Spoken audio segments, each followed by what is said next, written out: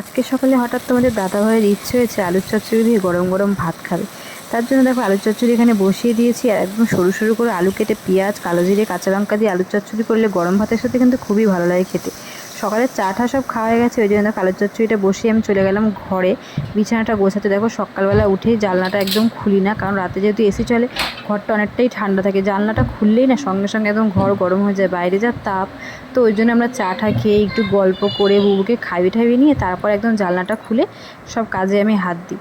দেখো বিছানাটা এখন গুছিয়ে নিচ্ছি, আর সকালে তো সবারই একই কাজ রোজকার। সকালে উঠে আগে চাটা খেয়ে বিছানা গোছানো, ঘর ঝাড় দেওয়া, ঘর মোছা, তারপরে একদম স্নান টান করে রান্নাবান্নায় বসে যাই। আর অন্যদিন যখন বুবুর স্কুল থাকে তো বুবুকে একদম খাইয়ে দাইয়ে নিয়ে স্কুলে পাঠিয়ে দিয়ে তারপর আমি চাটা খেয়ে ঘরের কাজে হাত দিই। আজকে যেহেতু বুবু বাড়িতে আছে ওই জন্য প্রচণ্ড দুষ্টুমি করছে, ওই জন্য ওকে এখন বাইরে একটু পাঠিয়ে দিচ্ছি, খেলা করছেও বাইরে। আর এই ফাঁকে আমি তাড়াতাড়ি করে একটু ঘরের কাজকর্মগুলো সেরে নিচ্ছি। তো দেখো দরজা পাখা সব বন্ধ করে আমাকে ঘর ঝাড় দিতে হয়, কারণ যেহেতু চিন্টু ঘরে থাকে প্রচণ্ড লোম লোম হয়ে থাকে। দেখো তোমরা ভিডিওতে দেখেই বুঝতে পারবে যে কতটা লোম উঠছে, আর গরমে না প্রচণ্ড কষ্ট হয়। আর বুবুর যেহেতু ডাস্ট অ্যালার্জি আছে ওই জন্য ওকে ঘরে রাখা যায় না, যেহেতু ওর ধুলোবালিতে একদমই থাকা বারণ। ওই জন্য যখনই আমি ঘর পরিষ্কার করি ওকে বাইরেই পাঠিয়ে দিতে হয়, বাইরেটাও খেলা করে, আমি সেই ফাঁকে ঘরটা গুছিয়ে নিই। ওই জন্য একটু তাড়াতাড়ি ঘরটা পরিষ্কার করার চেষ্টা করি, নাহলে না ওর ধুলোবালিতে একদম থাকা একদমই বারণ।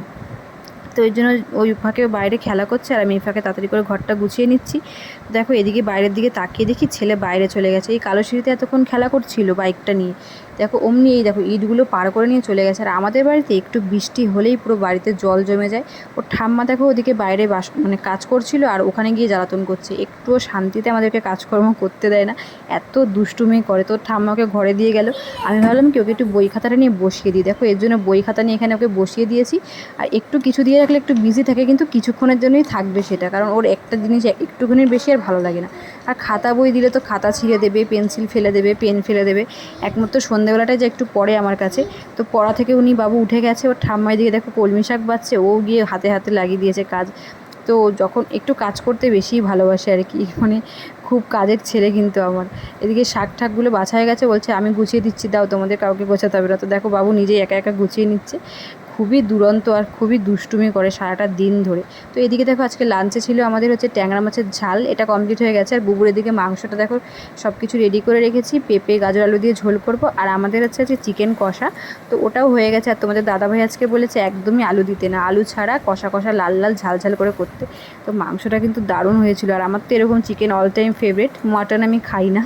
তো দেখো চিকেনটা হয়ে গেছে। আর বাইরে তাকিয়ে দেখি হঠাৎ করে যে কি রোদের মধ্যে ঝমঝমিয়ে বৃষ্টি নেমে গেছে, আর কি দারুণ লাগছে দেখো দেখতে। আর ছোটোবেলা থেকে না মা ঠাম্মা সবার কাছে শুনে আসছি যে এরকম রোদের সাথে বৃষ্টি হলে নাকি শিয়াল মামার বিয়ে হয়। তো কে কে এই কথাটা শুনেছ অবশ্যই